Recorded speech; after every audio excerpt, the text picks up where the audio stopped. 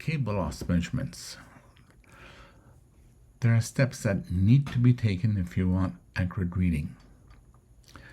And I will point out one area where errors may occur.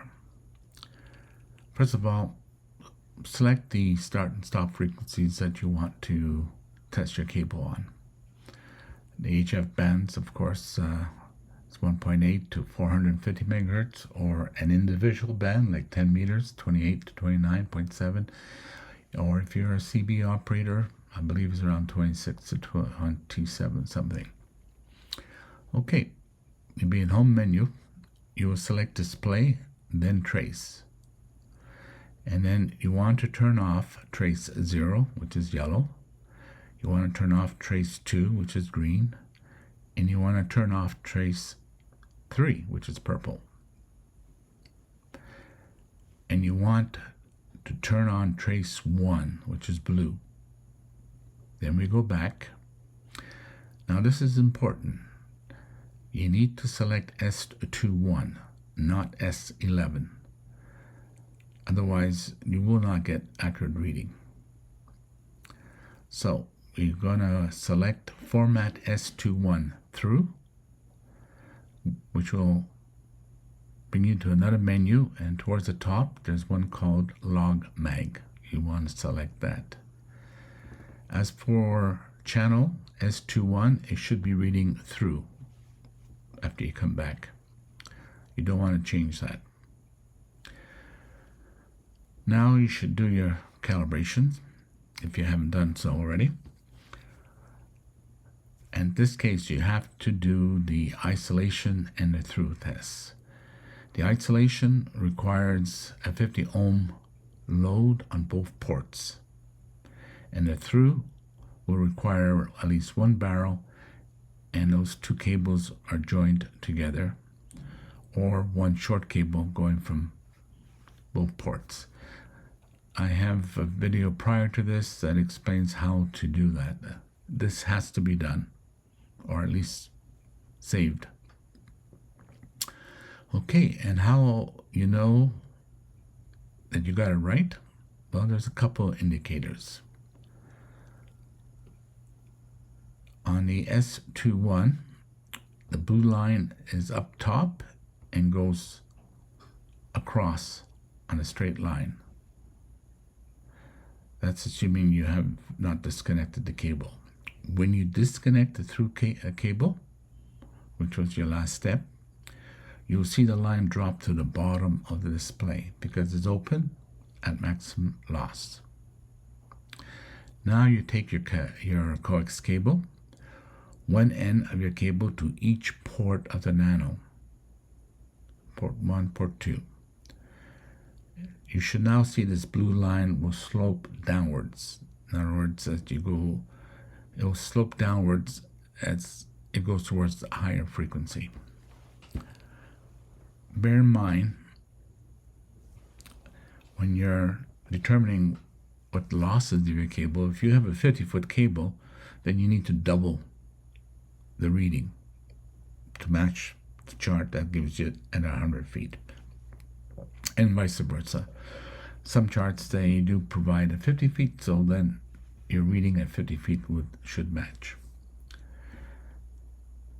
And you can move your cursor along with the touch pen.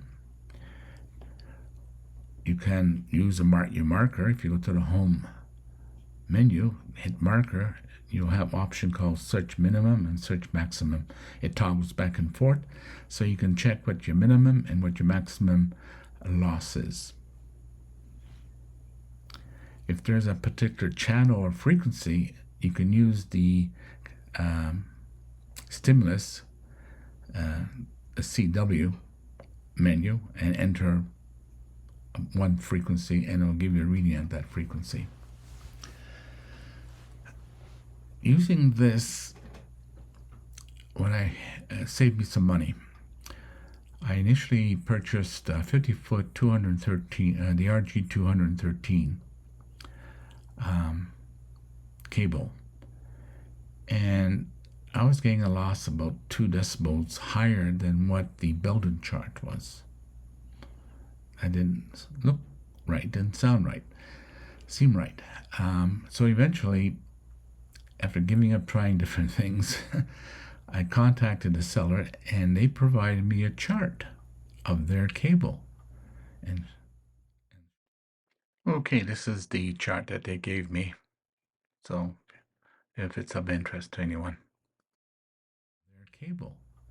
And sure enough, their chart shows that they have a higher loss cable in comparison to the Belden 213, but I still was a dB or more higher than their chart. So there was a problem with that cable. I suspect it was at one of the connectors because I noticed it was a very hard curve. So it may have caused a problem there. So I returned it and ordered another cable, but this time I ordered an RG8X.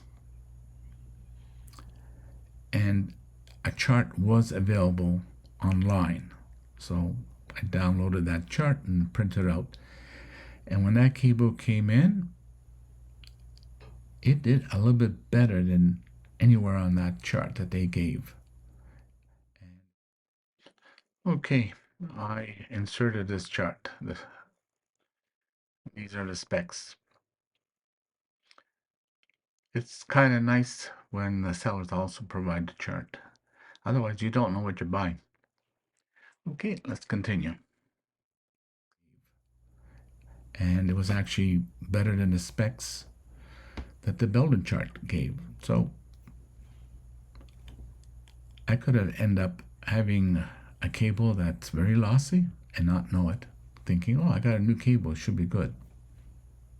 It wasn't expensive, $50, $60, but I saved myself $50, $60 and probably a lot of aggravation. So this unit has already paid for itself, at least by half.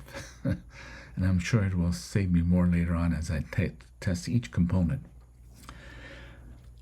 So I hope this cable loss measurement, the steps taken, and from what I could figure, the most difficulties that people are having, not realizing that they need to use the S21 and they have to do the isolation and through calibration, which means you need another 50 ohm load. You can get away with it, then the figures may not be precise. And as I mentioned before, how you can tell that you have it spot on is the way the blue line shows up on your screen when it's the through cable is connected. Should be towards the top, very close to 0 dB, or way at the bottom, which would be an infinite loss. I hope this helps. Thank you.